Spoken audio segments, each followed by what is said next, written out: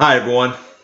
So, if I were to take a look around your homes, I'm sure that I would find in most of them things such as a first aid kit being filled with medical supplies, or maybe even an emergency kit that was packed with water and batteries and a flashlight. What about in your car? If I were to look there in your spare compartments, would I find jumper cables or road flares or maybe even road triangles? Why do we have those things? Why do we create a last will and testament at such a young age in life? Well, for emergency, of course, or when the unexpected in life happens to us. So we prepare ourselves for the worst case scenarios in life, but do we make the same preparations for the best case scenarios in our faith? So James chapter 3 verse 15 tells us this: always be ready to give a defense to anyone who asks you for a reason for the hope that is in you. Now, James here, he's not implying that we are to take a defensive attitude towards people who question our faith, but rather he's painting a picture as if we were in a courtroom being accused of doing something wrong. And when it comes our time to speak, we are giving a well thought out response about our faith.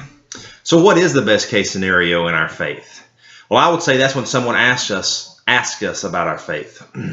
So James implies here in this verse a very important part of our responsibility as Christians. It's called evangelism, or when you're actively speaking out to someone else, giving a witness about your faith. So some of you may be thinking, well, hold on a second. God has not gifted me with the ability to speak very well, so the way that I live my life must be sufficient enough to proclaim the gospel. But unfortunately, that is not what Scripture teaches us in general about evangelism, and it's certainly not what Peter is teaching us here specifically. So Peter here is saying, live a good life, yes, but a good life simply demonstrates the gospel. It does not declare it.